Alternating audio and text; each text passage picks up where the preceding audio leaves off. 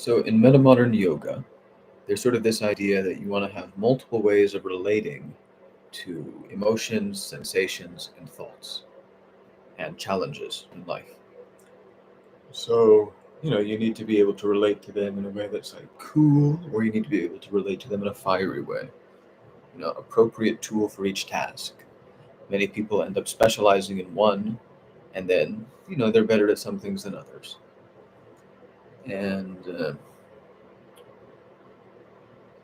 one very primal way to look at things is, well, if there are primal functions of the body, those are good places to look for coping mechanisms that can be combined into sort of the support system for exploration into uh, the abyss. So laughter is a primal thing. And so I wasn't sure if I was going to make this one public right away or not. I'm going to be practicing experimental laughter techniques on the theory that laughter is a primal function that can be used to increase the bandwidth, the processing flow capacity of various parts of the body, or it seems to help pull them into the right alignment somehow.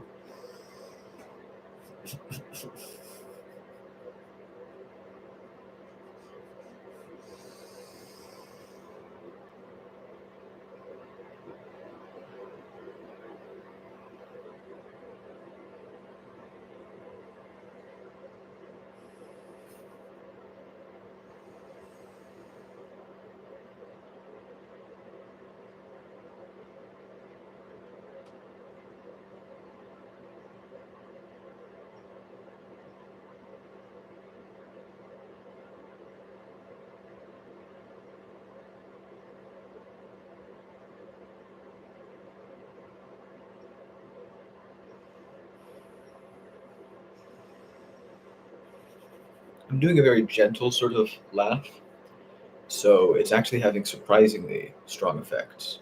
I want to do full spectrum, so the quietest laughing, middle, loudest, and various kinds. I want to explore the full capacity of the instrument, the vocal apparatus.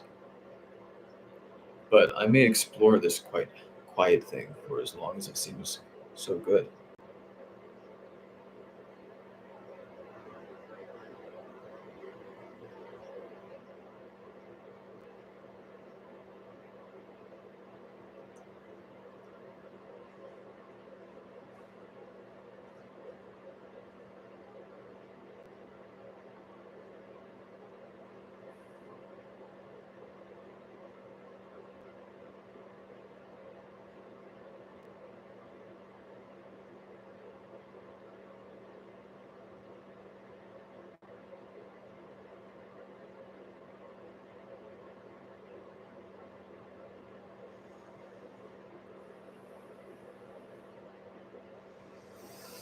I'm combining it with the fire technique from earlier today of intensifying the error signals and yielding to them.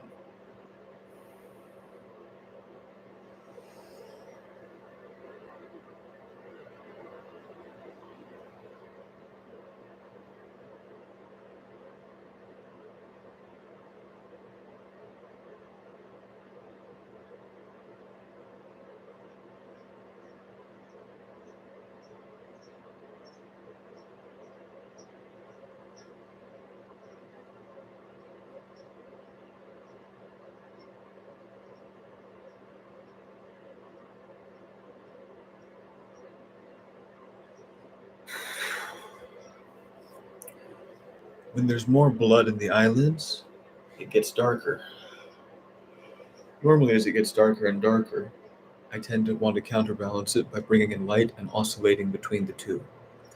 But I just read today about somebody who accidentally did a jhana or something like that by observing that the darkness eventually turned into light all by itself. So I may see if that kind of thing works for me.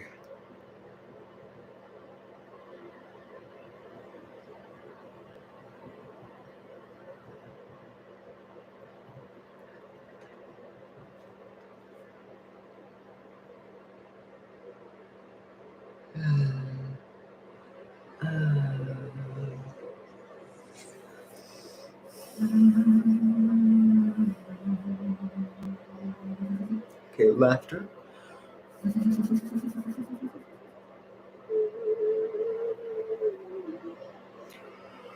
It gets darker.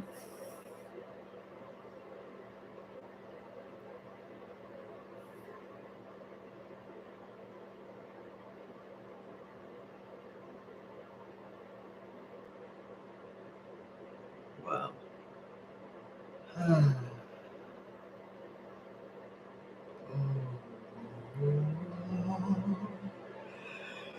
So one of my Metamodern Yoga hypotheses is that there should exist something like a jhana equivalent for transforming the body.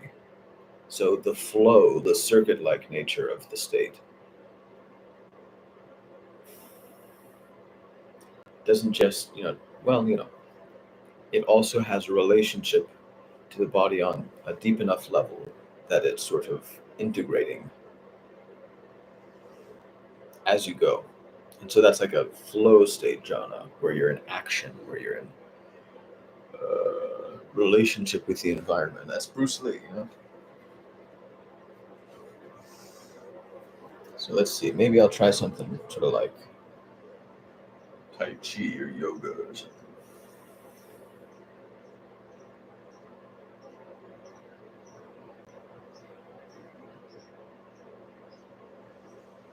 I'm still going back to the laughter technique because that's been so interestingly powerful.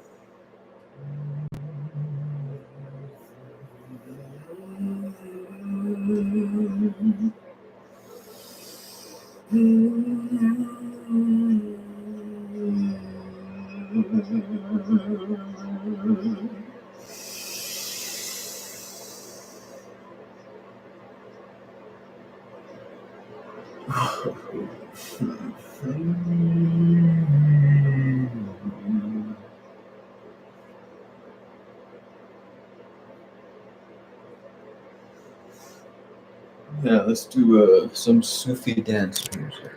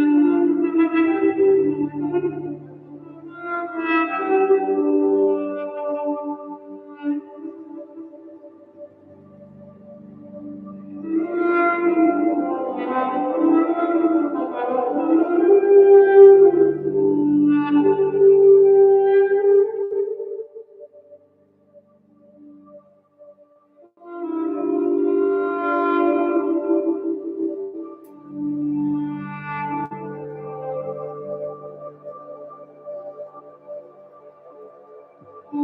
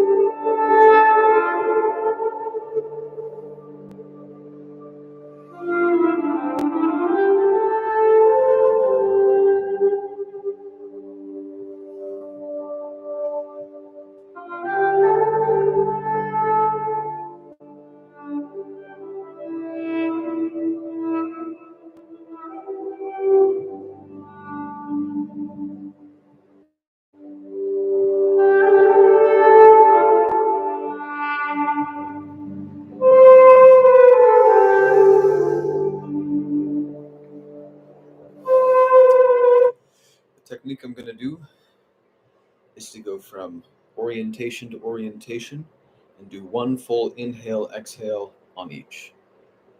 So I'll be doing the same thing and letting the same thing express itself from explosion to exhaustion on an exhale and on an inhale, and then move on to the next one. Like find the error signal and where I am, and then use that to designate a new target, and then repeat.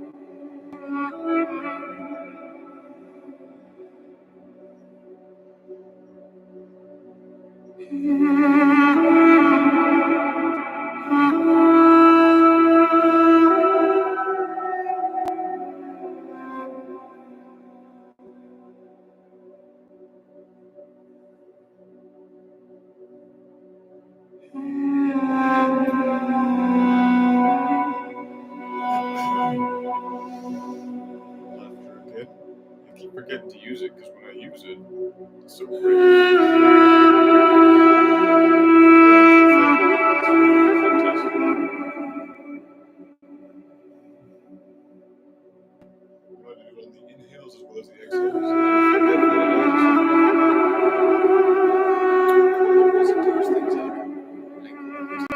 There are things I can help your subconscious track some of these things for you. But I'm going to go ahead and emphasize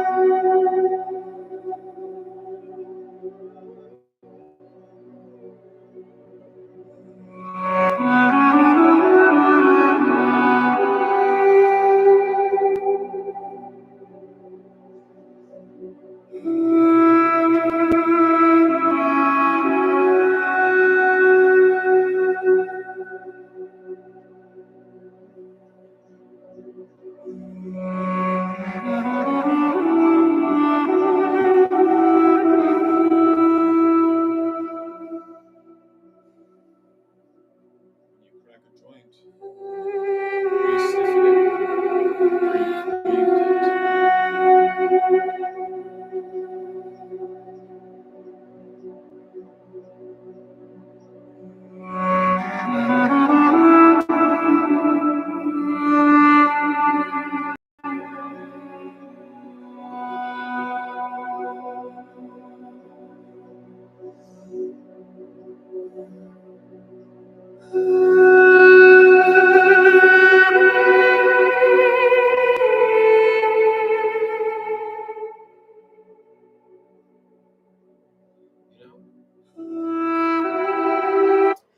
Something I've really enjoyed and has been helpful for this kind of thing is a sort of white light aesthetic. It doesn't hit as hard. It's a little, I don't know. There's a reason people criticize Christian music. But there's a certain something it does well. Especially in the sort of improvisational style that did show up in the Southern Baptist Church culture.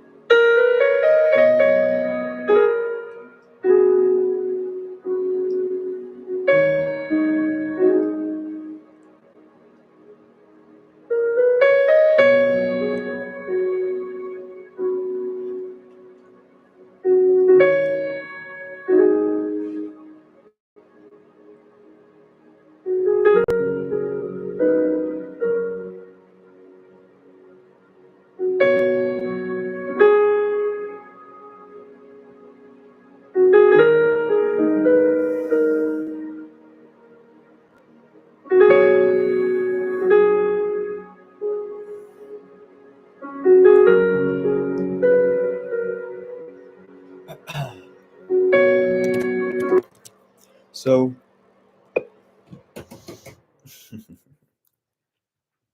you know,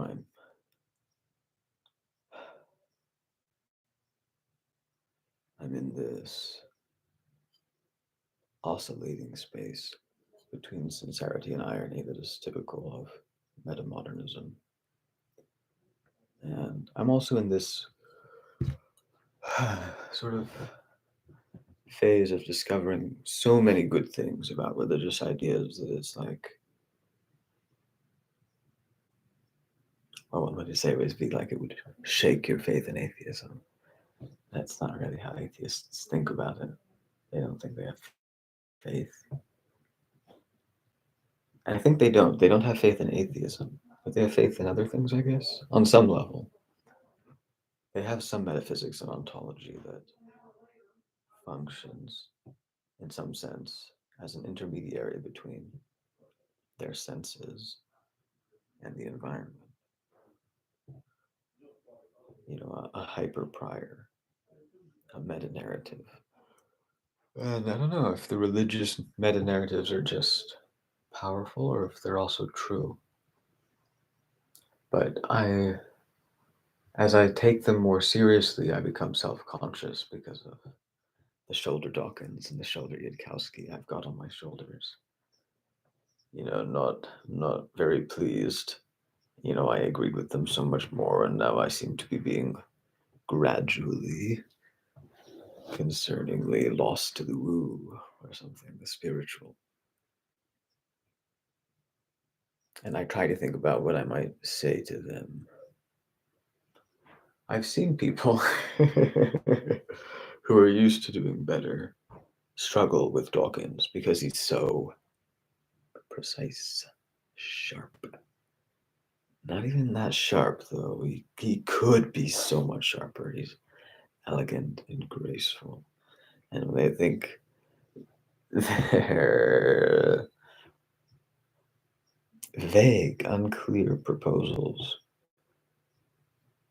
can mystify him like they do others, he's very quick to reground in that which can be thought about rigorously, precisely, essentially measurably, something for which there could be evidence. Evidence. I mean, I guess I basically believe Dawkins. Like, I'm very skeptical of people talking about what the supposed material manifestations of their religions are beyond, improved coordination. Isn't that just a fancy way of saying it helps build community? We always knew that. Yes, it's sort of interesting to understand how the icons and the rituals and the narratives shape attention and help form not just a community, but a specific community, like a specific species. It's wonderful to say that it's, oh yes, well, on some level you could compare the various religions to like animals, organisms, or even hyper intelligent organisms, maybe practically godlike. But that sort of blurs out the distinction, the important distinction between species. Like, it's important to note the substrate is the same and presumably material, but once that's established, I think it's acceptable to reinvestigate with great interest the particulars of the religions. And I know Dawkins would agree with this. Yudkowsky, I'm not so sure. He's on the extreme degree of a lot of things. It's his style, I guess. And he's very extreme in his dismissal of the religious and quite confident, very, very confident. I guess. Although he did write Plane Crash, this fiction. I think it's a type of fan fiction. um, about somebody who's teleported from his imaginary perfect rationalist world to the world of some game or story. And the point is, there are gods in this universe, and they have different personalities, and they're sorted into a 3 by 3 grid of like neutral, evil, good, orderly, chaotic, something like this. Lawful. And There's a competition among them, and we get to see which of these shapes sort of succeeds the most, which of them has the strongest nation on the planet, for example. How do their various strengths compare? They're like memeplexes, they're like egregores, superorganisms, and they have a sort of spirit that they sort of point at in some sense that doesn't exist anywhere in the material world. There's no manifestation of the thing itself, that pattern, but you can approach it. And even though you can never reach it and it never exists in the actual material universe, isn't it all right to try to say, look, this is what's actually instantiated materially? That's all we've seen, that's all there's evidence for. But somewhere in the recurring patterns of what's occurred materially, does it look like there's any part of the physical universe that's in a potential phase shift transition? Like, isn't that something that happens? What kind of phase shift transitions are we confident will not occur in science? For example, different cosmological constants. I don't know if all of them are supposed to be exactly the same forever. Maybe they are. But how would we know that? Like, what if certain things happen? I don't know. I don't know how it works. I don't know what we know and what we don't know, but I know that there's a difference between having a map of everything and having a map of what matters about everything. And it's actually harder to find the smaller subsection of things that matters. And science has allowed us to map everything, right? We can say, look at the whole universe and everything, and we know that it's something in physics, and we've got the best answers ever. And we haven't figured everything out yet, but we're the ones that are going to figure it out because we've been the most successful so far, as evidenced by our technology. It works, bitches, said Richard Dawkins. See, he's well rounded, really, too, and he has such a appreciation for humanity that I think people don't appreciate. I don't think they appreciate how he. I think he sees a better world. I think he sees it could be so much better, and he is willing to fight to try to make it better. He thinks it would be noticeably better. Sometimes it feels like, there's nothing anyone can do, but it just helps to look at history over and over and over again in the particulars and note that there were changes that really mattered. I mean, come on, anesthesia. Like, even just anesthesia. Yeah, you want to make people grateful for civilization and science and stuff, medicine. Just go 1 year in the world without anesthesia, or one surgery, or tooth treatment. Um,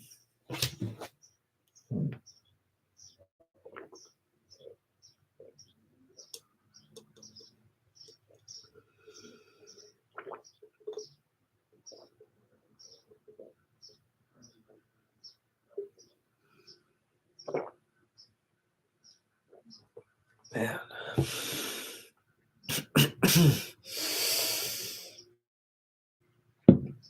As I progress through Metamodern Yoga, I experience sensations that have been missing since childhood.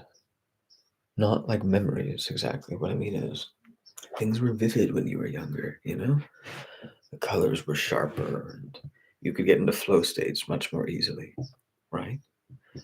Um, so sometimes I experience something that I haven't seen in such a long time that I've never really thought about it. And I've never really thought about it. So on the one hand, it feels like a new discovery, and on the other hand, it's that I'm remembering that I've forgotten something that in some sense I've forgotten, but it's not even really forgotten. It's just, it never occurred to me to retrieve it, I guess. Is it really true that we have all of our memories in some sense?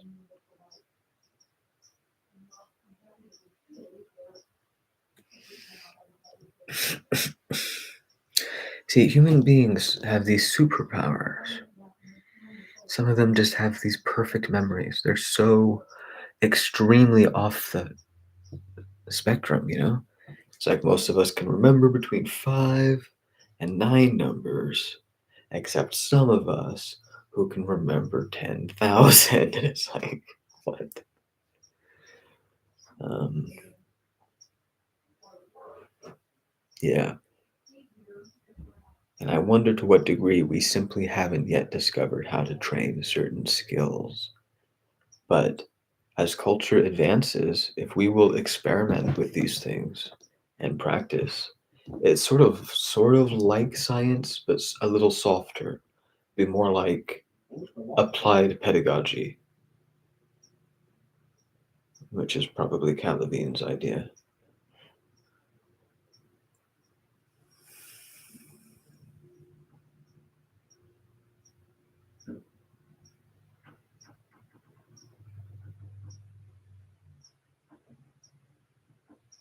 Hmm. Hmm. Hmm.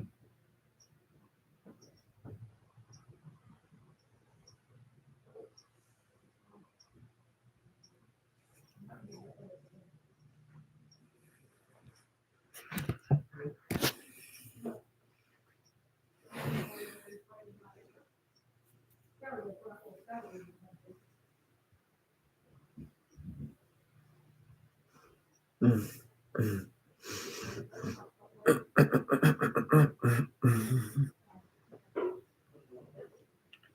Right. Richard Dawkins and Sam Harris have basically the same model, and maybe that's the model of all the new atheists, including their fans. Celebrity atheists, Peterson's taken to calling them. That's what deliciously barbed. That's one you can get away with. On the other hand, he does like to dramatize, saying things like being very articulate is just deadly, deadly, deadly. But he says it in a way that demonstrates his ability to take himself seriously. That's what I think is missing from a lot of people. They can't take themselves too seriously. Their sins, so to speak, forbid them from doing so on some level. That's why they can't get emotional properly. You know, the politicians that try to fake really caring and that kind of thing, it's like, and the journalists, the comedian journalists and all of that, comedian, whatever they are.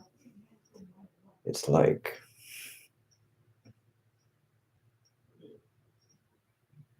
you can put on a show at more or less any time. You can make a scene. You can put in a lot of energy, but the arbitrariness of it and your choice to wield it in that arbitrary way, I don't know if it has to hold people back. Maybe they can forgive themselves in some sense, but I think people do have a tendency not to be able to take themselves too seriously. And Peterson really does, and he pays a price to be able to do that. You know, he lives his life. I mean, he's basically hitting all the marks in a lot of ways.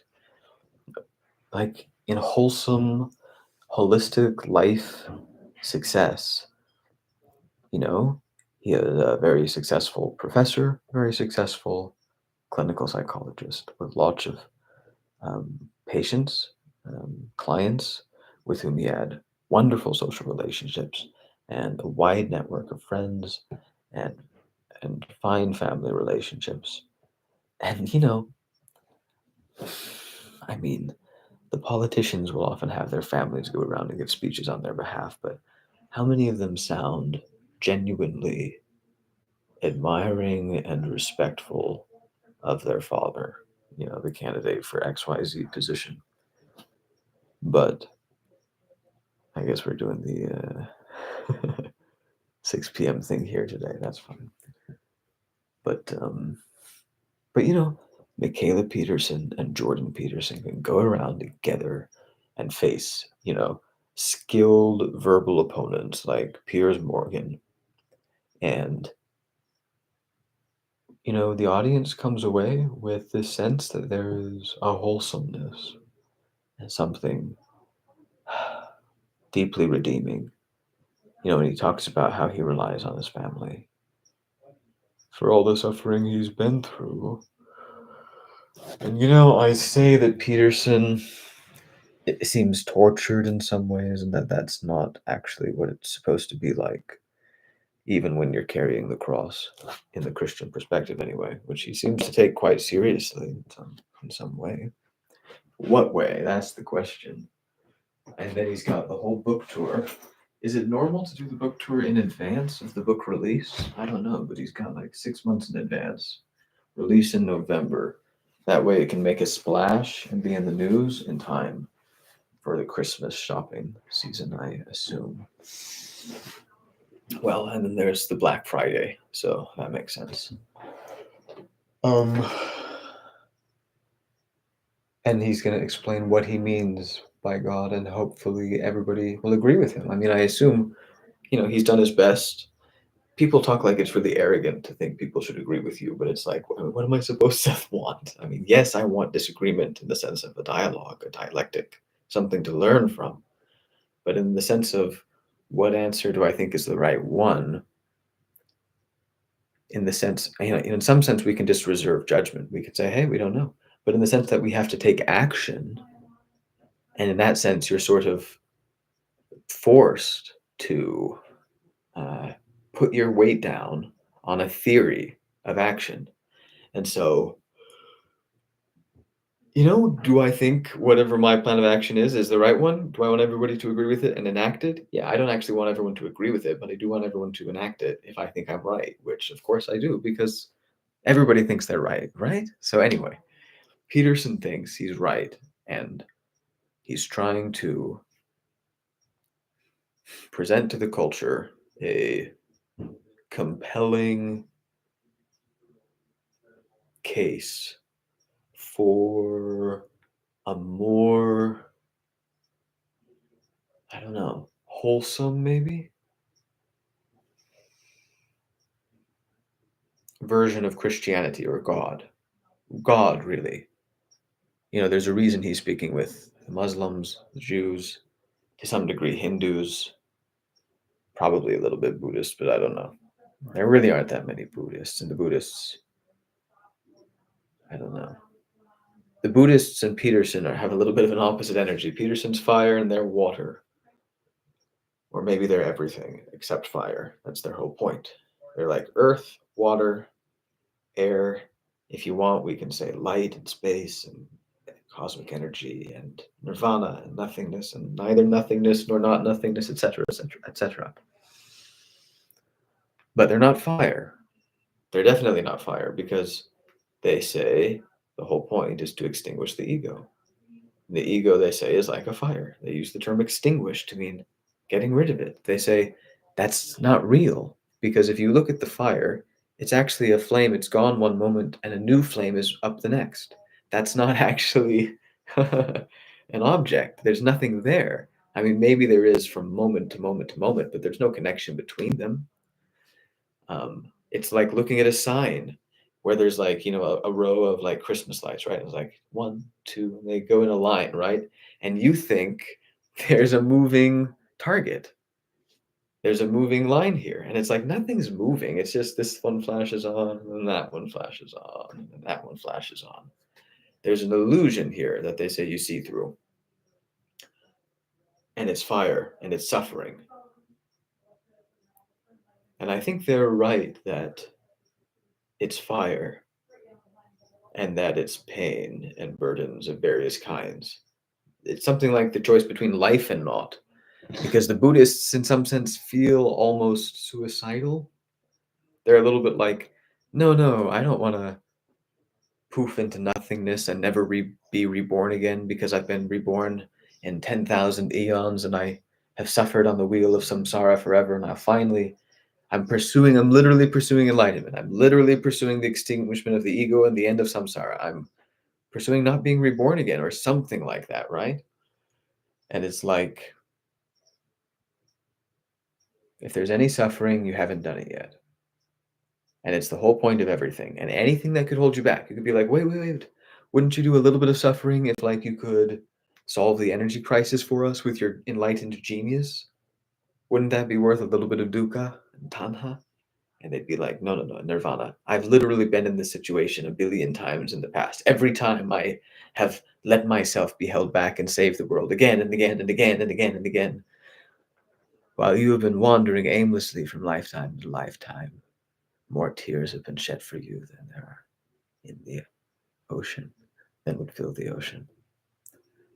So, no, nothing holds you back. You actually go for nirvana, finally. And finally, the end of suffering, right? That's the Buddha. Peace at last.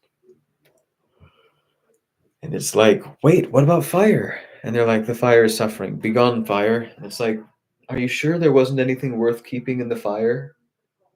Because you sort of baked in the presupposition that the achievement of the extinguishing of the flame is ideal. It's actually literally the first Buddhist teaching. It's baked in right at the beginning in a sort of presupposition that you don't notice. It's like the Four Noble Truths. It's like there's suffering, there's a cause, there's a way out, here's the way out. And it's like, oh, great. So follow the way out of suffering, right? And you're in normal life, you're a normal person. And you're like, yeah, cool. So I'll start following the way out. And then that makes sense for like 10 years or whatever. And then, your relationship to suffering has changed immensely. You're so much more resilient. You could dive into problems that would have been beyond you before and all of this kind of thing.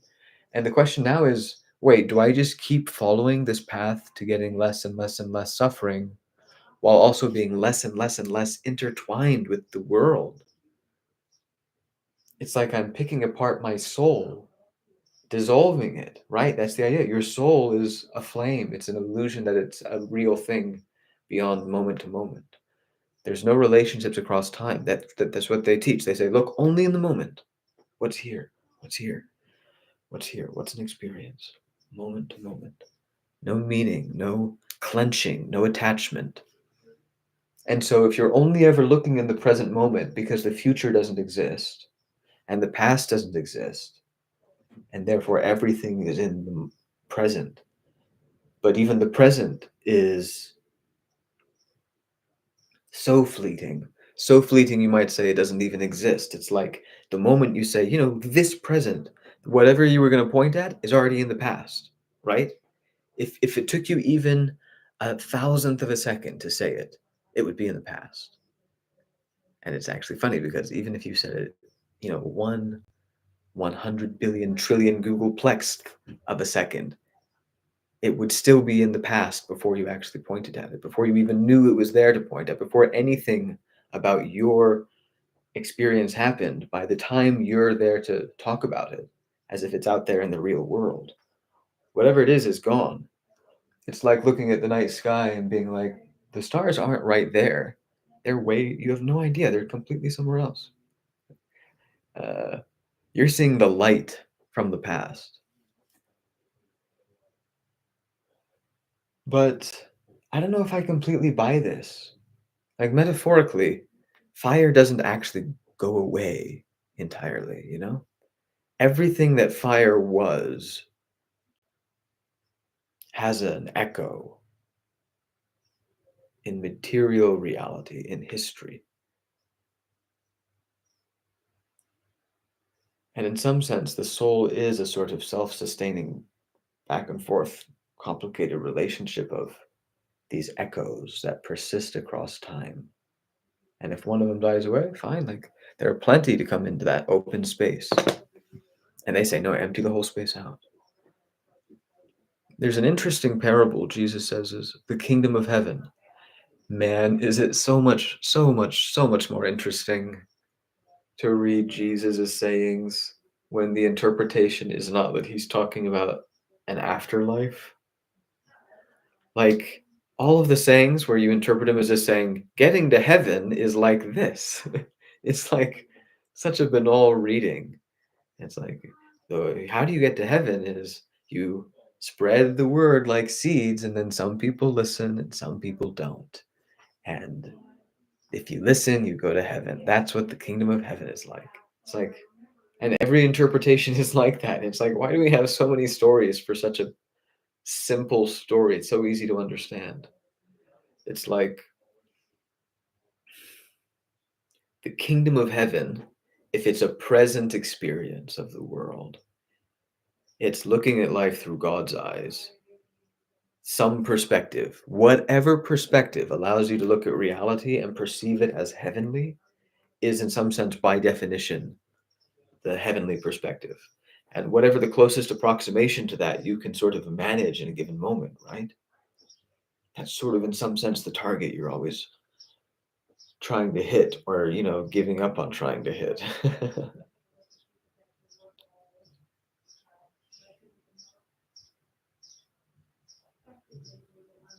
But I don't know, like I haven't been enlightened. That's always their fallback. It's like, if you had ever experienced it, you would understand. It's like, that's fair. That's fair. They've definitely seen things that other people haven't. But none of them can kick off a runaway effect of like rapid spreading of the Dharma or the gospel or whatever it is. I mean, they say it's totally rapid. Look, it's one of the biggest religions ever. And it's like, yes, relatively speaking, it's better than some of the others. But absolutely speaking, the religions all claim to be true. So shouldn't the true one do better than all the others? And not in a like, well, there are technically more Christians than Muslims ever since the Christians found America first. It's like, okay, I guess that means they're the true one now. uh, I heard an interesting case for Hinduism being the true religion that said, well, it's probably one of the big religions. And he said, well, I don't think it's Christianity or Islam, but Hinduism. And then somebody else told me this take that Hinduism is sort of this idea that you say you have a sort of trinity, rather like in Christianity, sort of three manifestations of God. And I wonder if there's a sort of I thou, I it, I me trio of relationships to the same thing that you want to co-activate and stack. You need a God that you can relate to with your whole being. And that means it has to be able to somehow fill all of your various faculties. So it has to be able to be paradoxical, which is Frank Yang's point about enlightenment. So, there's the whole thing. I saw an interesting layout once on the most enlightened religious people. And Buddhism is at the very top. In theory, they have the very, very end of the path forever, the true nothingness, right? And I might have thought Hinduism would be in second place, but no, they ranked Christianity second. Not for most Christians who don't have mystical experiences of any kind. Mostly, I don't know. Let alone, like in the intensity that Buddhists have experiences. Intensity, or I don't know, profundity or whatever. Is it elevated consciousness? Maybe.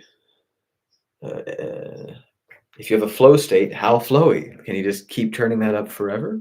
Forever? Like, this is something Peterson talks about, sort of, but he's not too.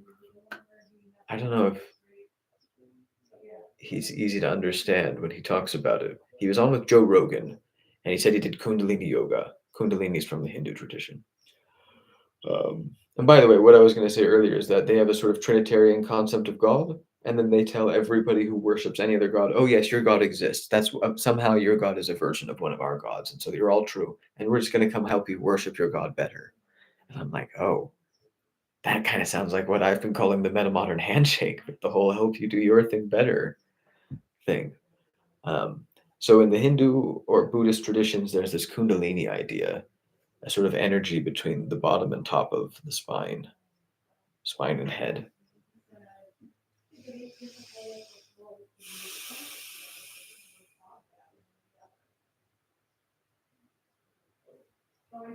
And Peterson's done Kundalini yoga for like 15 years, and he talks about flow states, not by that name, but he talks about this border between chaos and order and mediating between it. And how fast do you mediate? Like, how How much in a flow state do you have to be before your attention is freed up enough to be able to observe your own flow state and finally be able to put words to something that, somebody at some point started putting words to for the first time? We've only been talking about flow states by that name for a limited amount of time, less than a century, less than a millennia. But elevated states of consciousness, does it ever hit a wall? Because Joe Rogan commented, when people get really good at that, they say they have psychedelic experiences. Joe Rogan, are you hopped up on psychedelics all the time? And Peterson's like, no, I haven't had the psychedelic experiences. But he says that what it is though is when you have, he's a little vague here, but I'll paraphrase him with some liberties, but keep in mind I'm taking liberties. But when you have advanced Kundalini yoga experiences and you have psychedelic experiences in the body without taking psychedelics, you know, he says everything becomes psychedelic. Everything. It's just been chronically psychedelic, in other words. And he talks then about, in this very same context, and again, not with a lot of like handshaking between the ideas, hand holding, maybe you could say. But he's like, if you align all the tissues in the body and all the cells in the tissues and all the molecules in the cells and all the atoms in the molecules, like is that real? Everything else makes sense, but do atoms and molecules lock into the same shape all the time, or is there really a sort of ideal alignment? I don't know who's watching, but if you know, I'd love to know the answer to that question. I'm not sure if every molecule is already perfect in some sense, because chemistry would say a pound of uh, a pound of pure sodium chloride is a pound of pure sodium chloride. They're all the same molecules. They're basically exactly the same. Yes, they could have more or less ions, but if we just control for that, then we have indistinguishable things, right? And then, yes, they exist in crystalline structures, which all have their unique shape, like fingerprints or snowflakes. But that's arbitrary. That doesn't matter. That structure is meaningless. It's just noise. It forms by an orderly process, but it doesn't encode anything useful, I suppose, is the idea. Hmm.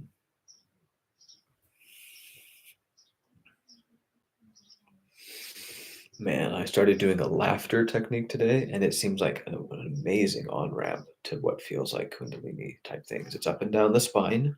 It's sort of in between the inhale and exhale. It's a rapid back and forth right in the middle and nice and loose. Um, I saw Romeo Stevens's teacher, I forget his name right now, talking about Kundalini yoga, and it was like, man, it was like the best thing I ever heard on the subject. So much more coherent and whole. And I was so gratified to see that it did a juxtaposition of opposites, just as I did. I got so excited when I found on Reddit somebody talking about a Shiva energy going down the spine to match the Kundalini energy coming up the spine, which is the one most people talk about is Kundalini yoga, not Shiva yoga. But I was like, yeah, there should be a balance, right? Obviously, you don't just want it up and up and up and up and up, right? Right? Am I wrong here? Uh, And this guy seemed to really have it. And he cited the old texts and he was like, yeah, it seems very clear that they would say that there's a downward just as much as there's an upward. And there has to be for that balance. And if they knew about modern techniques, he said, it wouldn't surprise them in the slightest that people would sometimes have psychotic episodes and these sorts of things. I mean, I think it's basically that people overwhelm their inhibitive faculties with their activational faculties. And if you do that sufficiently, you don't have any more suffering because you can keep your inhibitions from hurting you. But if your body doesn't clench up, you don't really hurt. But just because the clenching up makes you vulnerable to suffering, and just because it's inevitably somewhat inaccurate and contains some amount of delusion, doesn't mean that it contains nothing but delusion and should be extinguished like a flame because supposedly fire is unbearable and you don't want to exist at all. You don't have any fire at all. You just want a nirvana out. But fire, there are two ideas of fire in the Christian paradigm. It's this idea that the fires of grace and the fires of hell are the same fires. That God's glory is a consuming fire, and also God is a burning bush, and the flame burns, but the bush is not consumed. And what it means that the bush is not consumed is partially that the bush is not vulnerable, in some way anyway. And so we might think of it as the invulnerable bush. But the other thing to think about this is because the bush is not consumed, the fire gets to keep going eternally. It doesn't sow the seeds of its own destruction. Instead, I would conjecture that the burning bush would actually be growing faster than a normal bush, spreading roots faster and growing leaves and so forth. That the flame somehow is symbiotic rather than parasitic. It gives more than it takes, although it does take. Um, and in The Prince of Egypt, I loved the depiction because they had it with a white flame on a bush. And this isn't in the Bible, but they depicted that the Prince of Egypt, Moses, reached into the flame and it didn't burn. And his hand was even on fire for a moment, and then it went out and it didn't hurt. So they say basically they've depicted in art, their hypothesis. I'm copying their hypothesis here. The whole idea of God is that everything is fire. Yes, all experience has some element of fire mixed in with everything else. But that doesn't mean you have to get rid of the fire. You can redeem the fire in a way that make life better rather than worse. Now, what is that? What comfort is that? Even if there's a way to do this, and some people can enjoy it, some people enjoy the kingdom of heaven today, in some sense. Most people don't. And so I don't know if I buy the narrative that really, really, literally, metaphysically, it's all okay in some sense. And like God could totally get rid of all the horrible suffering of people who don't know how to see life through God's eyes. But it's fine that he's not doing it because it's better for people to suffer and suffer and suffer until they run away from hell and hopefully find God or something. And it's like, I don't know that I buy this sort of a take, but it's nice that there does exist at least some state of consciousness that theoretically can face even the cross and face it gracefully. And here's what I think. I mean, here's what I was going to say about Peterson is, I feel like his take on the cross is too torturous, but I really admire the courage it takes to do it. And I know that he's faced much more intense suffering and that can leave a mark.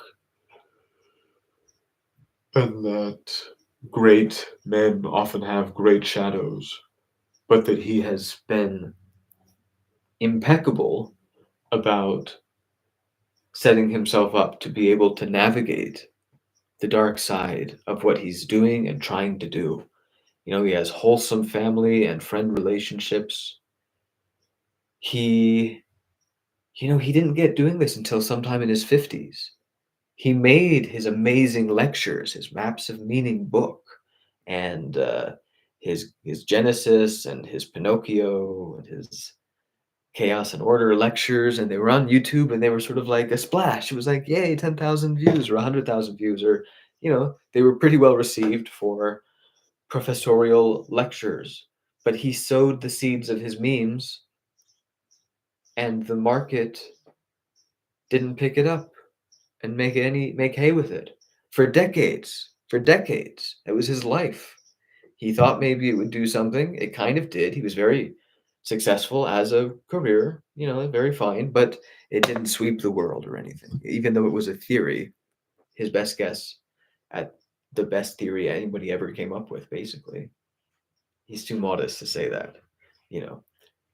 But it's his best guess at the best theory anybody could ever has ever come up with for how we I would say something like advance the dialectic that mediates between chaos and order, pull new insights into the light, and use them to revivify and restructure the partially degraded and partially pathological culture. And in the highest achievement of that, teaching all of its citizens to relate to life in a way that would allow them to have peace, joy, and love through mental and emotional and even physical resilience and development and integration and behavioral integration with their lives, with a strong narrative, the goals and agency and all of that. Fire, individuality, something to chase. Even though it's going to go away, you treat it like it's everything for the moment. You engage in that delusion on purpose. You leap into it, and instead of the fires of hell, your voluntary confrontation with it makes it the fires of grace. And the friction of it, because you've taken that burden on, the burden of that friction and resistance voluntarily, the friction reshapes you and makes you stronger, brings out more of you, and maybe even down, not just mentally and not just psychologically and not just emotionally. And to some degree, people believe in a mental, emotional, bodily connection, but maybe it goes all the way down even to the DNA. And there was a strong anti-Lamarckian paradigm in evolution for a long time. And we didn't believe that adaptations pulled genes into the right place to manifest themselves. There was no causal relationship in that direction.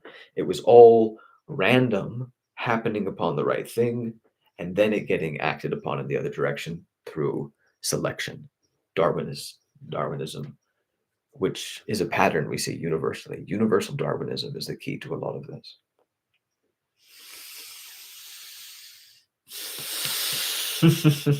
Something to chase. Yeah, Peterson talks about that. The snitch, the winged golden orb, right? Gold, in some sense, feels like the color of, like white feels like the color of the sacred, the heavenly. In heaven, you don't have to do anything or be anything. You can, and it's better for you and for everyone if you do, but forgiveness is on tap.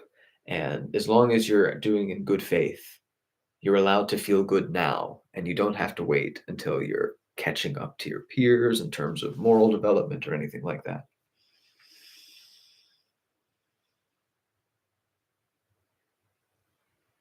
And that's why it's often actually a willingness to be small and submissive and surrender that can lead to these profound Christian, mystical, transformational experiences in people's personalities that even sometimes manifest on their like faces, a change in countenance. And this is something spoken about in the life of Jesus and in the New Testament through Paul. In the New Testament, Jesus goes up to the Mount of Transfiguration and changes in some way.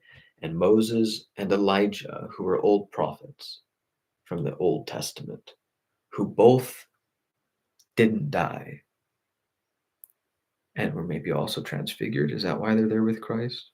Show up in the mountain, and Peter, the apostle of number one apostle of Christ, says, "Hey, you want three tents? One for Elijah, one for you, and one for Moses." So it sort of seems to be written in there, like, oh yeah, and this is real. Like they were definitely actually really there. They maybe wanted tents in case it rained. They needed a place to sleep. It's like, okay, so the claim here that Christianity rarely talks about is that prophets and Jesus go through this transfiguration thing where they apparently never die or something. Like Moses and Elijah are just around or something, literally in some sense. And I don't know, probably they imagine like angels, like they're like angels sort of like warping out of dimensions or something. I don't know how they think about it, but But they go to Christ on the Mount of Transfiguration, and he looks different. And we say this with Moses when he sees the burning bush, right? He comes down and he's transfigured. And then it later says that he lives to 120 years old, and his vigor was not diminished, and his eyesight was not diminished. So, he was aging, but apparently very, very, very graceful, even at 120. And then he says he was buried by the hand of the Lord, and nobody saw him. And Elijah supposedly went up to heaven in a chariot of fire. Okay. And Elijah is supposedly sort of this other spirit that reoccurs in John the Baptist, which is like the one who prepares the way for the Messiah. And Jesus said that there was none born among men, born of women, that was greater than John the Baptist. Nevertheless, he that is least in the kingdom of heaven is greater than he. So John the Baptist wasn't in the kingdom of heaven, or not reliably, not all the time. I don't know exactly how it works. But the real meaning of the cross is something Jordan Hall talks about, related to his recent. He's one of those who's converted back to Christianity, like who didn't believe, who was like an atheist, like who converts to Christianity. But he says that the cross means something completely different when you understand that Christ wasn't suffering. It's not a torturous take up your cross. It's take up the cross. My yoke is light, and I'm meek and easy to bear, or whatever. That's the inward experience. What you're doing in your life is taking up your cross, yes, in some sense. But what your experience on the inside is, as a result of how you're relating to it, is that you have peace and joy and love. Okay? So there could be pain, but there'll be peace alongside the pain. There could be pain and burdens, but you'll be feeling love for yourself and for others, and maybe just for everything or for God or something alongside the pain. And there'll be loss and possible terrors, and some of them realized. And if you face them as well as Jesus did, you'll have peace and love and joy alongside it. Joy alongside terror. That's awe, right? That's awesome. It's like amazing that you can be so scared and yet like happy to be having the experience. That awe, the fear and love of God, or the fear and wonder of God, right? And that's part of the Prince of Egypt too. When Moses is a little questiony, God hits him with a little of he hits him with a little of the awesome intimidation almost. But it's more wondrous.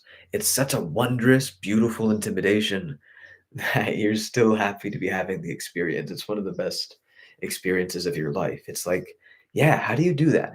How do you redeem these intense negative emotions and the intense burdens of being so thoroughly that, you know, Peterson says it justifies your existence, but is that the limit? Because maybe he's pointing at a sort of Keegan 4.5, and he's acting as the bridge to help transition culture from a postmodern Keegan 4 stage over the 4.5 bridge and into the fifth stage. And maybe it's not divvied up, like you get halfway there and now you're at the bridge and then you have halfway to go.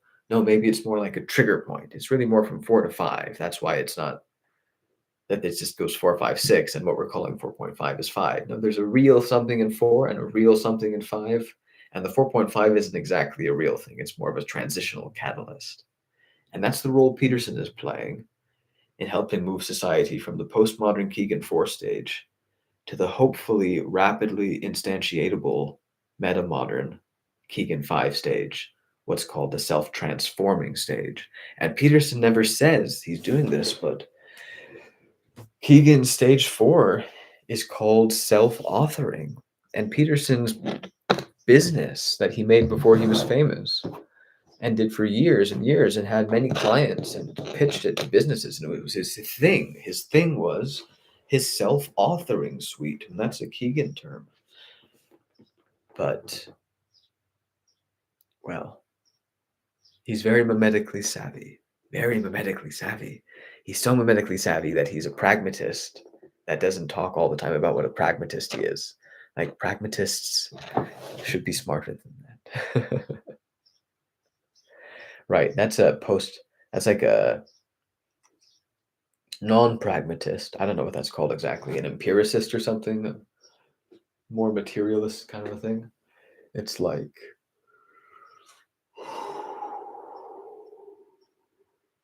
yeah. I mean, I say that metamodernism isn't an answer. It's the recognition that there's a path to whatever the answer is, and we've been already following it subconsciously as a culture and as a species and as individuals. But if we, notice the dialectic, the information processing that we're engaged in, and in some sense we're made of information processing at various scales up and down the layers of reality. And in the same way that chaotic, competitive, friction, inefficient, disintegrated systems exist at physical and chemical and biological layers of reality, and then sometimes break into patterns of new layers of coordination, higher layers of coordination being born and providing the tools necessary to increase the information processing capacity of the system. We're self-improving systems. And if we self-improve fast enough, then you get a Moses, Elijah, Jesus transfiguration. That's the sort of an idea. And the Hindus point at something similar here because they sort of have this idea that I think some of their gods were real. They're like legends that they were real people who sort of manifested the spirits of Shiva. Shiva is part of a Trinitarian Hindu god, and Shiva is the one that comes to earth in physical form. It's the story of Christ, and people said Shiva fulfilled it. And the Christians say that, well, most of them probably don't even know about that claim, but if there was a real guy that was called Shiva, then maybe he had a transfiguration on the level of Jesus in some sense. Jesus is always depicted with a sort of perfect body, and he has a perfect soul, of course, a perfect emotions, perfect mind, uh, not even self-created, or not even, in some sense, not even like acquired, developed, achieved after a long struggle with mortality. No, that's everyone else. That's everybody else. In the best cases, everyone else grapples with mortality and somehow makes the handshake with heaven. And sometimes it's the greats, but sometimes it's the hobbits who are willing to surrender to forgiveness before it makes sense.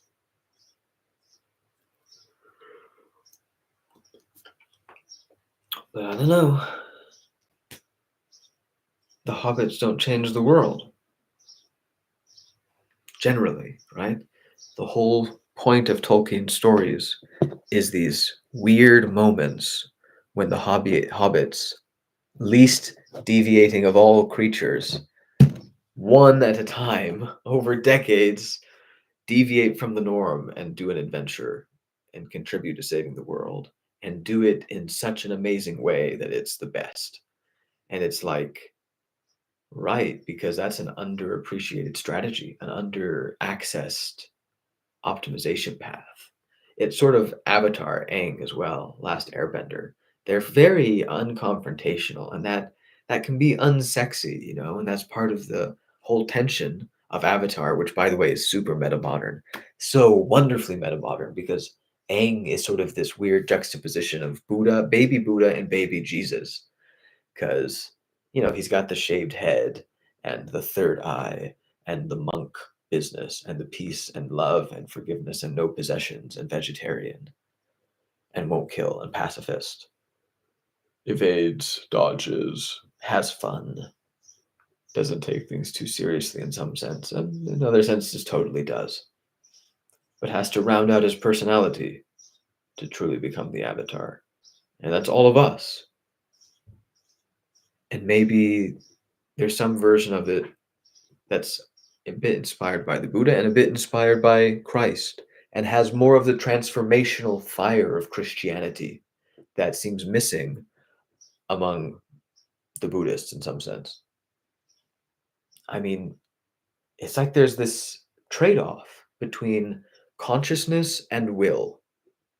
And the Buddhists develop extraordinary states of consciousness and high amounts of coherent energy, and all of it gets directed into higher consciousness or more consciousness or purer consciousness. And they just see perfectly, and they see how everything could be better, and they just have no will to do anything about it because everything's already perfect. And that's probably not really how it goes, but one way or another, they don't use their enlightened genius insights to solve the energy crisis or go around solving all the crises. The Dalai Lama doesn't just walk around solving everything with his incredible powers, you know.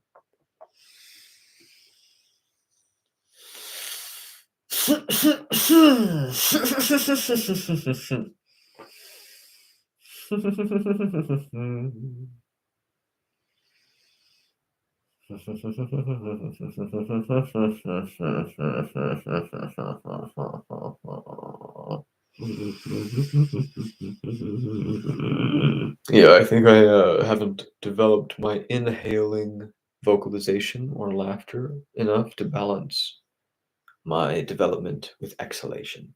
If you have a superpower in one direction, you got to be careful because it's easy to have a shadow, a super weakness in the opposite direction.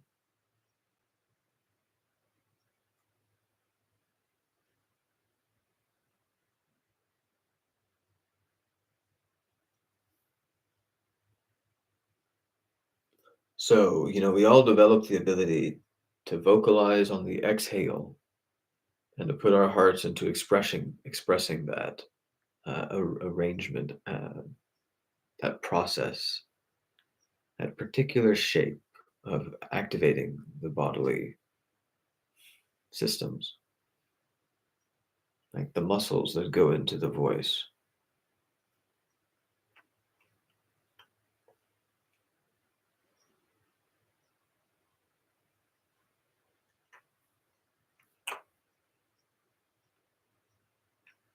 Hmm.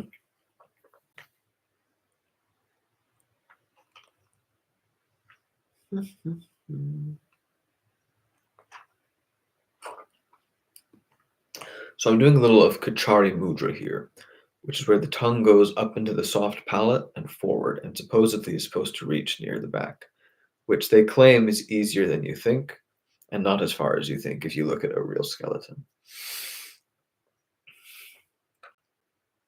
But I'm also doing the opposite of Kachari Mudra. And they recommend, to do stuff with the third eye, they recommend pointing up with your eyes, up at the spot between your forehead. But you should do that and the opposite. You should basically practice closing your chakras just as much as you should practice opening them. And one of the reasons people struggle with opening them is because they're always trying to open them, and resistances develop. And instead of listening to those resistances and integrating them, they just keep pushing them because they label them as enemies instead of insights delivered by the subconscious and instantiated in the body.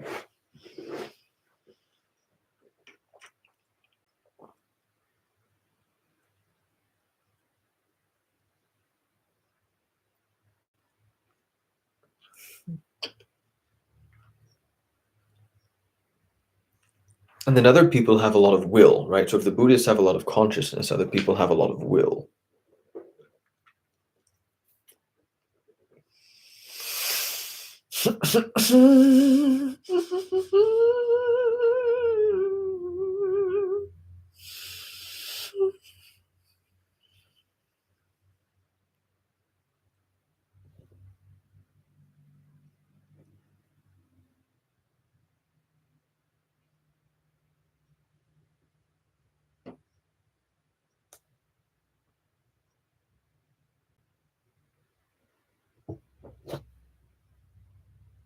So,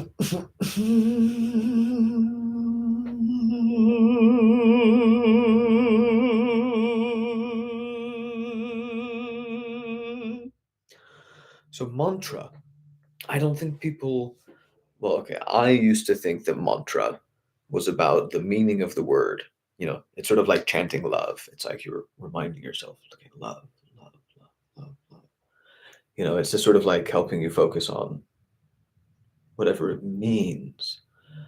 But now I relate to mantra with that layer, but mostly in a physical way. A, a sound that we make with our voice corresponds to a posture we make with our vocal apparatus. And just like the yoga people have their postures, the mantra people have their postures for the voice. And they recommend certain postures and they claim, and science says there's no proof of this, there's no evidence. Richard Dawkins would be disappointed.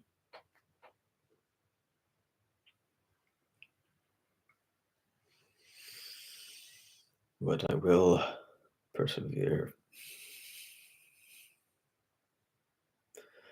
But um, I got distracted thinking about how disappointed Richard Dawkins would be. Um, hmm, remember what? Do you remember what I was saying just now? I get into these threads and it's hard to recreate them sometimes. I think that's the kind of thing that happens when you over access something like the beauty of the moment and insufficiently bring to bear the inhibition of the moment in order to perform according to the appropriate needs of the situation. And taking things seriously in this way is, again, not exactly a Buddhist style. They don't, I don't know, many of them, I'm sure they would explain that they would do this, but it seems in their vibe in some ways, their pattern, like if you could detect them, they don't have the same sort of fiery transformational spirit of Christianity, I would say. And on the other hand, Christianity has this fire in the form of hell mostly. But what people don't realize is that the fires of hell and heaven are the same. The question is if you see them through the perspective of serving in heaven, or if you're trying to rule in hell and you think your life is hell because you're failing to rule. And if you could finally rule, be at the top of whatever hierarchy you want to be at the top of, hit whatever target you want to hit, you'd be happy. But actually, the fact that you're engaged in this game at all and in competition with others to hit similar targets and like making compromises with what you really feel like doing. Like people talk about what you can morally justify. You know, I worked briefly, more or less, for OpenAI, helping to teach creative writing to ChatGPT. I'm worried about AI developing stronger capabilities. Am I contributing to their success in some way that will trickle somewhere? Like, even if nothing I do with creative writing leads to the really smart and dangerous thing, the creative writing improvements could potentially contribute to profits in the shorter term and then faster investment in more intelligent things using different data and so forth, or whatever. It's like I eat meat too. It's like, a lot of people, Buddhists say definitely don't eat meat, absolutely do not eat meat. Hindus eat less meat than many, not cows, I guess. Um, but it seems like Jesus ate meat, which is a little bit weird, but the Buddhists and Hindus would say, well, he just, obviously, Jesus wasn't actually God. He was a good guy. He didn't get it 100% right. That's as simple as that. No, nothing to explain here. But there's this idea I've been thinking about that the fire in the hand of the angel that guards the way to the tree of life only hurts you if you haven't forgiven yourself or been forgiven and whatever. Do you do it for yourself? Yes, partially. Only? Maybe not. Can you go too far in forgiving yourself? I don't know. Is it like a devilish trap to think that you can't be fully forgiven in some sense? Or is it a devilish trap to think that you can just forgive yourself even though you're not morally perfect and you're sinning all the time? But that's exactly the point. You are sinning all the time. You will always be sinning all the time. You will never be perfect. So why obsess so much about if the sin is large or small? If if we just give up on being pure, if we give up on making sure nothing bad, happens, um, and accept that something bad is going to happen all the time, and that can actually empower us to be more careful with what we prioritize as a civilization. Do we really want to be putting on the brakes so hard for the sake of these particular harms when we understand that even maintaining civilization's defenses against the horrors of nature in a world without anesthesia and famines and it's not even this could happen, oh no, if we don't shape up, maybe we'll lose what we have. It's like it's already happening. There are people right now dying of this already, and for them it's always been an emergency.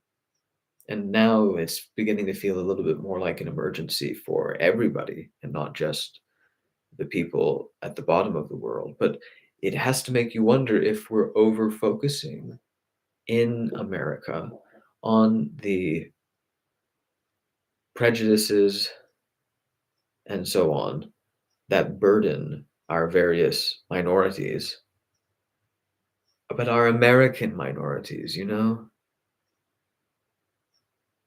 like it's wise. There's something wise about not comparing suffering and all, and people are allowed to fight for whatever positive cause they feel like, even if it's not the most important one. But do they have the moral high ground in asking us to prioritize Americans? I mean, on some level, we need to be strong, and that's part of it.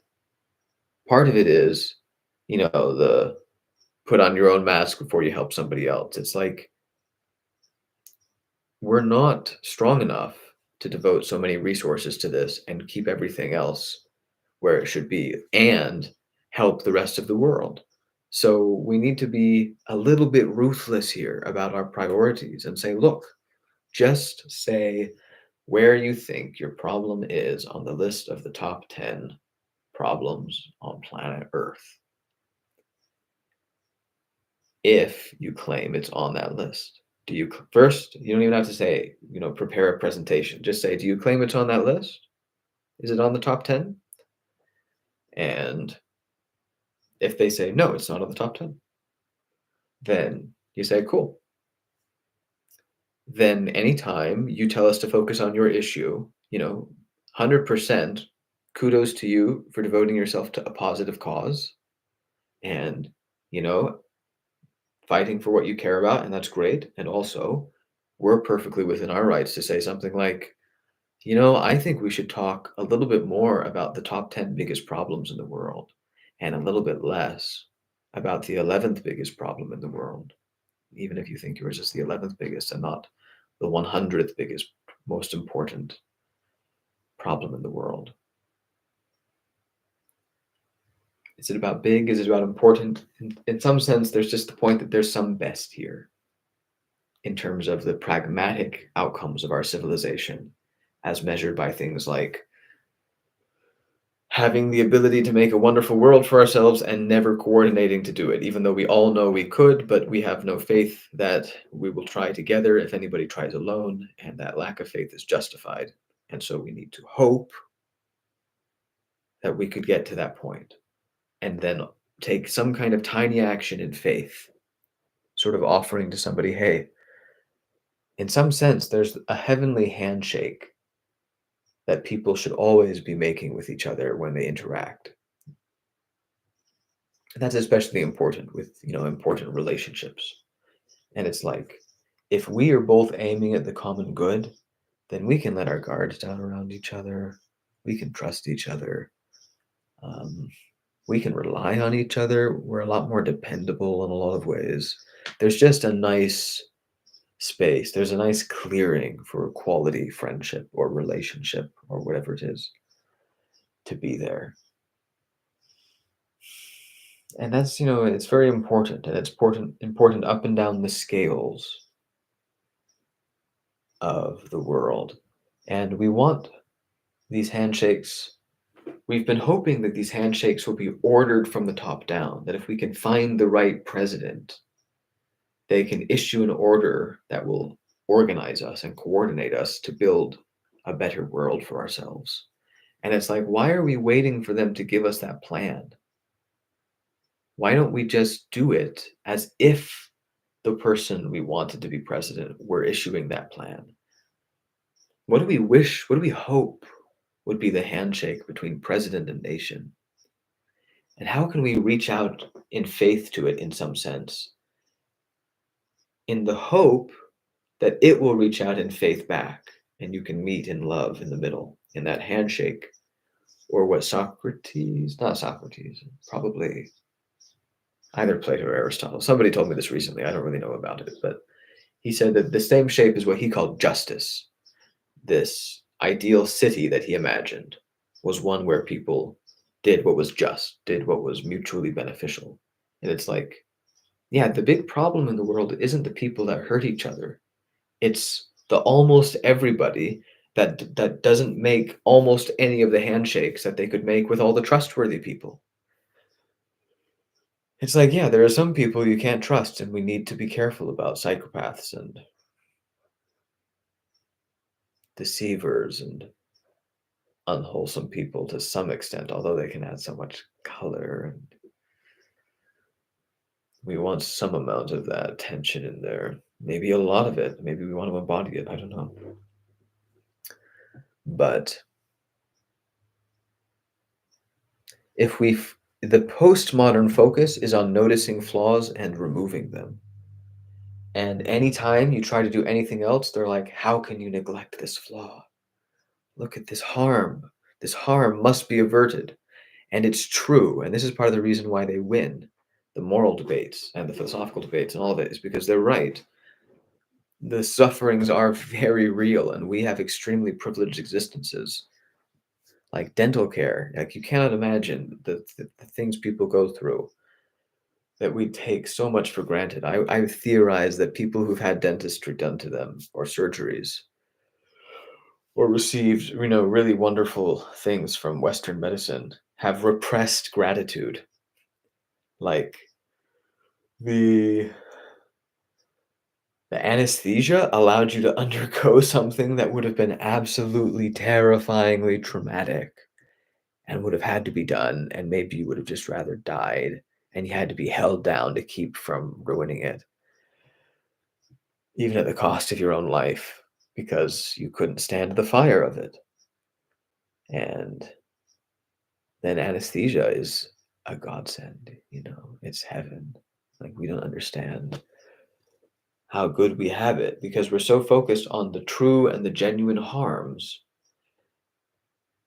But I don't think we can afford that emphasis on the true in that sense. We need to balance it with a renewed emphasis on the beautiful.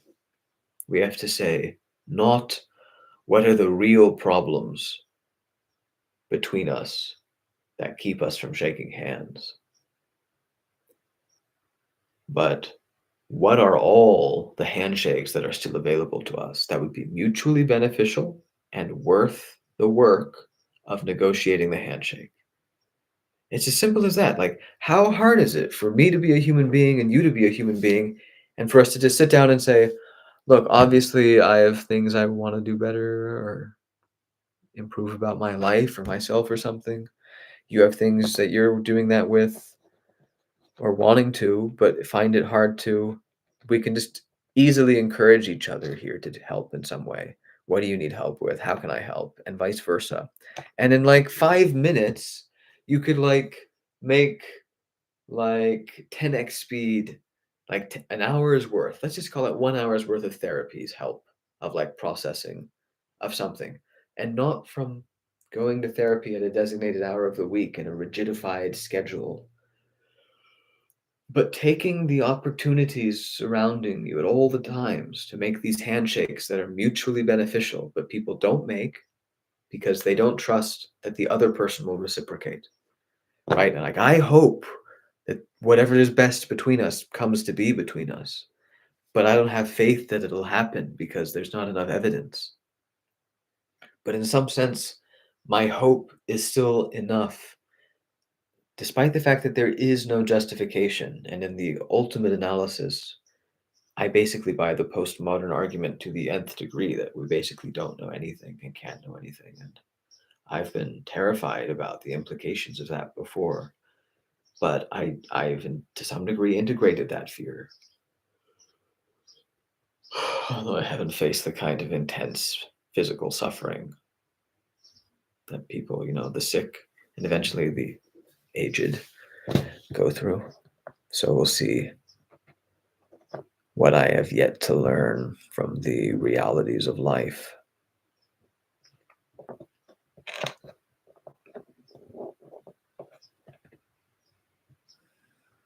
But the idea is, if you can forgive your sins, if you can accept forgiveness, then you can withstand the glory of God, the consuming fire. And for you, it will be the burning bush, the fire that burns but does not consume. Something like Jesus says, fountains of living water within you. That's baptism by water, a wellspring welling up to eternal life.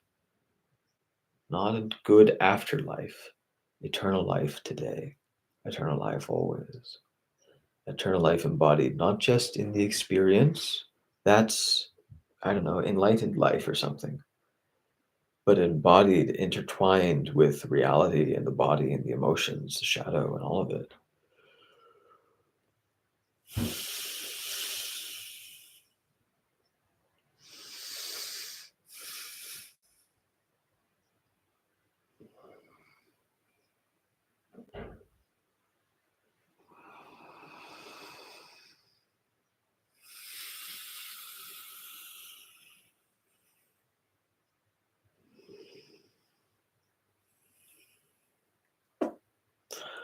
So the idea is, if we just act in our best guess direction at solving the coordination problem, if any of us does this, I'm doing this. Others are doing this. Lots of people posting on Twitter are doing this. Yes, I don't think we've had enough acceleration of the dialectic. I say more. I say, yes, it made sense to want to slow things down when it seemed like we could maintain a really good situation. But it got away from us, and we have to acknowledge that it's accelerating. And if we can't stop it from doing so, then it'll just keep accelerating, and AI will make it accelerate extremely fast. And we're just going to have to accept the acceleration rather than try to halt it. Halting it is a hopeless affair that will drain all of our resources. Accepting it allows us to discover new superpowers in the direction of embracing it, of saying, look, if I'm going to be cast into chaos, then I'll try to surf the wave. And I'll learn the importance of acting when I can't justify it. And and the reason it works is because it's not a great sacrifice. I wouldn't be doing it if it were a great and terrible sacrifice. I wasn't doing it. But what I have for now is the sense that I'm hitting sort of three targets all at the same time, which means that instead of it being a sacrifice, it is a rejuvenating, enlivening, enriching thing. It's better than not doing it in the context of the world right now. So the idea is, on the one hand, I want my own personal life to be better. I want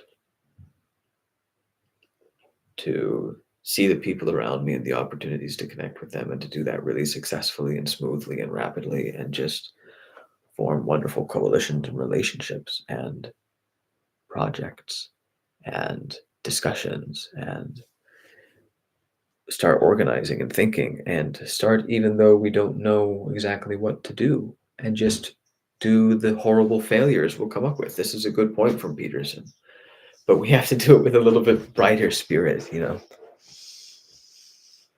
because if Christ was really hanging on the cross, imagine standing there. This is what Jordan Hall said. You have to imagine standing there, seeing him right there, the nails in the hands and feet, the horrible flogging, the needles, thorns in his forehead, and all this, and being like, he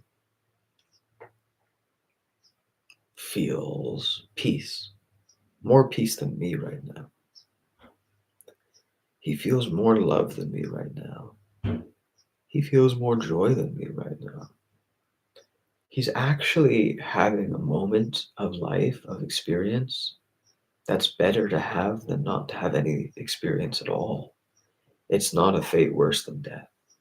It's a horrible torture, and yet the power of the redeeming lens of interpretation that Christianity allows, or the handshake with the Spirit of God or Christ or something, is such that you can go through not just the inevitable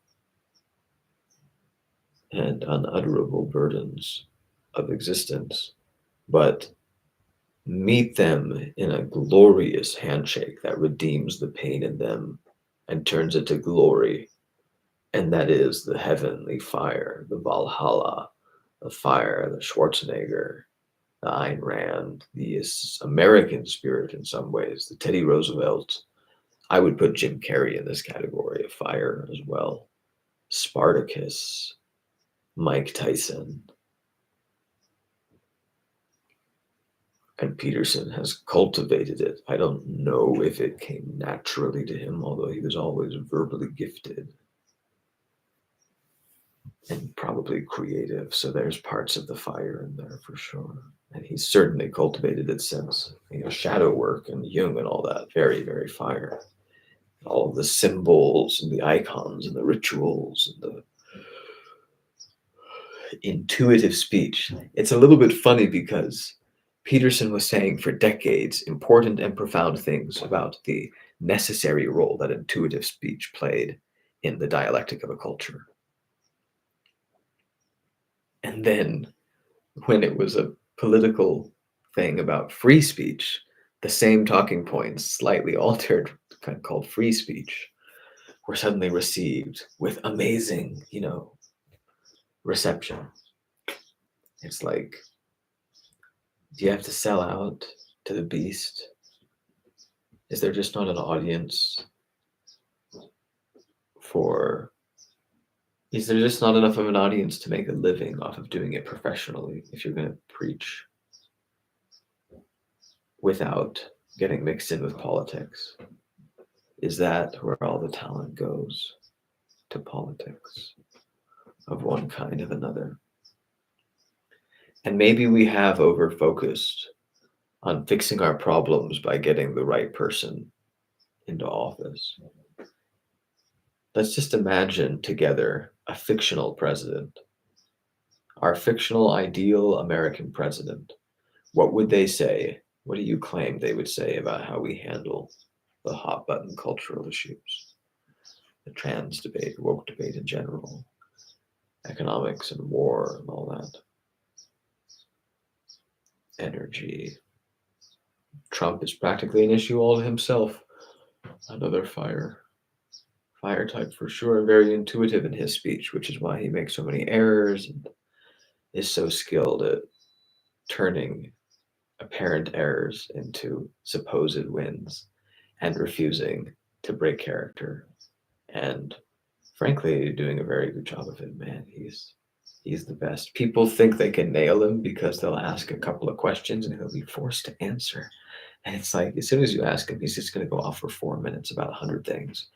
And even if you then ask the follow up question and he actually just says whatever you wanted him to say, it won't hit remotely the same after 4 minutes. It just doesn't work. It doesn't matter that you can do that to him on paper or even in reality. You have to be able to combat him fire to fire in some ways, or at least anyway, any strategy can really fight fire. It's not actually true you need to fight fire with fire, but you can fight fire with fire. And certainly you need to fight fire with an understanding of fire. And that's what most people don't have. They don't really understand why he's successful and why he's smart and what he's smart at and how he gets into dialogues with egregores and plays to win.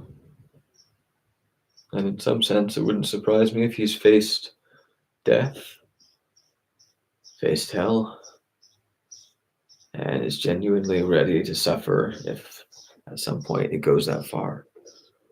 But so far, he's just like, how far can I ride this? The answer is that he can keep riding it and just keep riding it. And so far, so good. And, he said this at the end of his famous book, The Art of the Deal, I think. He said, look, I've had all these successes. What am I going to do now? And it's like, I don't know, maybe I just have to run for president. I got to do something bigger. I always got to do bigger.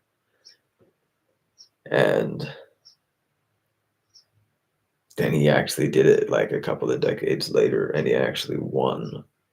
And he certainly showcased a fascinating suite of communicative skills that revealed what we called the post-truth thing. We called the post-truth society thing or whatever. We blamed it on Trump. He's such a liar that we now live in a post-truth society. I think that Trump and Sam Harris has blamed Trump for a great loss of trust in media and stuff, institutions that were trustworthy. He's made it so that new depths of lies are now in the Overton window, basically acceptable. New kinds of lies. And that's eroded trust in new ways, even though others have eroded trust in habitual, traditional, institutionalized ways. He eroded it in all new ways. That was even worse, single-handedly, very bad. But I would say it's more, it is bad, but along with that, Sam's right about that. But what he, I think, doesn't talk about is this other parallel dynamic, which is that he revealed that trust wasn't justified anymore, that it hadn't been justified anymore for some time. He showed what would happen if people lied so brazenly, and it was revealed that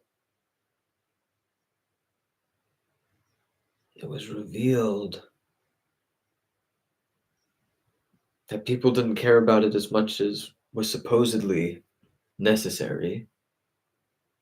It wasn't as a deal breaker. And also,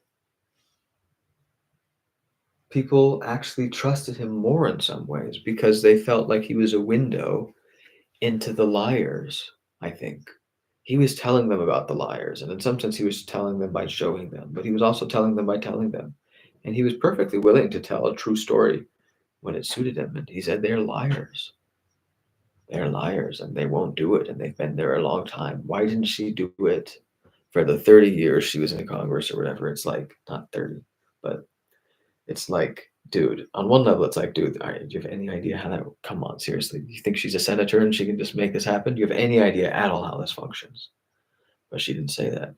And part of the problem is, regardless of the radically oversimplified to the degree of simply being false conception of why, the resonant truth there is like, yeah, don't expect much in the way of change from Hillary Clinton, obviously. And I think what really broke it for a lot of people was really Obama, because it was supposed to be really actually different this time, he was even like black and like totally different. And he was not an insider, and he had ideals, and you could believe in him. And he rose in such a spectacular, well, perhaps in retrospect, suspiciously spectacular manner. But he was a community organizer, right? Whatever that means.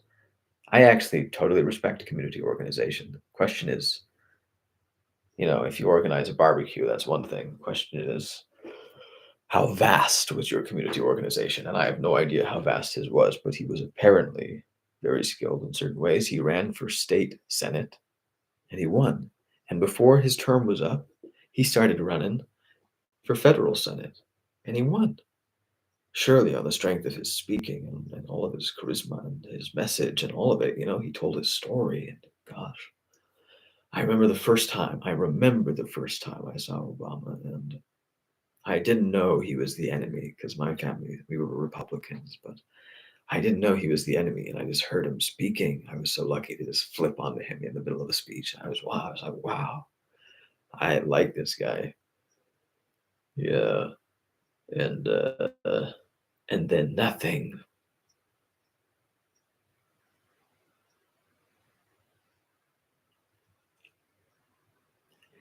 And obviously, Hillary Clinton would have just been even more not the sort of real change that for a moment Obama inspired, right? I mean, not just because he's black, but imagine the comparison to Martin Luther King as president. It's the speaking, really. It's what you do with the speaking. Martin Luther King oriented us together toward ideals that allowed us to easily on ramp to plentiful handshakes with each other. So our faith in each other is growing and we start coordinating more and more easily. And we have access to more and more energy and we can make the world a better place. And he did it. And then they killed him. But, if he'd been president, the entire nation would have listened to him all the time. And imagine what he could have oriented us. It's not even about passing laws, it doesn't have to be. Look how much power Trump has not being president. It feels practically the same as when he was president. He's in the news almost as much. We talk more about him than we talk about Biden because what the president's real power should be is using his position to collectively point our attention towards things that will make our world a better place. And it's barely about all the laws and the commander in chief bit of it. So Obama could have really done something, I guess. Or maybe he couldn't. Who knows how it went down exactly. But he didn't. And so seemed like a cool guy in a lot of ways. Although it's very suddenly everywhere in the dialectic that he dropped the most bombs and had the most drone strikes and deported the most people or something. But I don't know. Maybe he sucked. It was just a charmer. But Hillary Clinton would have just been more, obviously. But I don't really think Donald Trump is that good. I think he probably would have lost to George W. Bush. He would have lost to Obama. He might have lost to Joe Biden the first time. He might have lost to Bernie. But he got Hillary Clinton. And our hopes were dashed after Obama's rather lack of real change. And it seemed like it was clear that if we just kept going with the establishment route, it wasn't about the next 4 years. It was about shaking things up any way at all. And maybe it's good that we don't trust the president anymore. Maybe we shouldn't be hoping the president and Congress will pass the laws that at the end of the day are just using specific coordinating mechanisms and the ability to pay salaries and stuff to get a bunch of people organized to go do important projects that so importantly affect the world. And we could be doing these at breakneck pace and having a wonderful time doing it, making our lives so much better for each other and not giving each other a hard time. But why do we need the laws and the initiatives from the government to make this happen if we already hope they will happen. That's the idea of faith, hope, and charity, or love from Christianity. It's like start with what you hope would happen and then pretend it were real. Almost have faith it were real. Act like it were real. Not naively in a way that'll burn your hand on the stove, but offer your hand in an offer of good faith orientation toward love with everyone you meet, or with whatever part of you doesn't want to do that whenever it rears its head.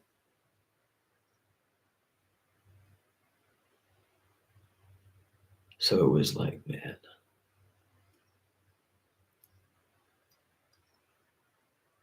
people went for Trump.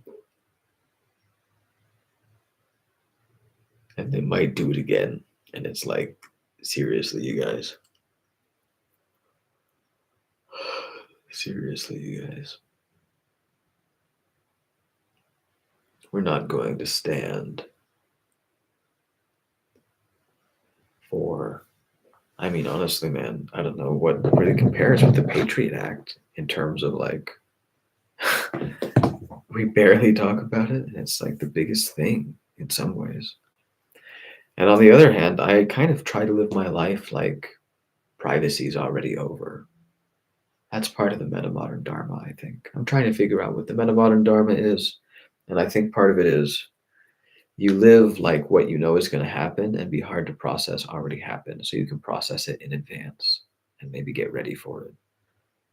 So stop getting ready for the next iteration on AI being smarter. Get ready for the one 10 times down the road because you have a little bit more time to prepare. Otherwise, you're always reacting to the latest little update. But with the proper preparation, if you have some foresight, you can hit a real springboard, slingshot, explosive, synergistic effect. All right. Well, I've gone well past 7. So I'm here every day, 6 p.m. and so long.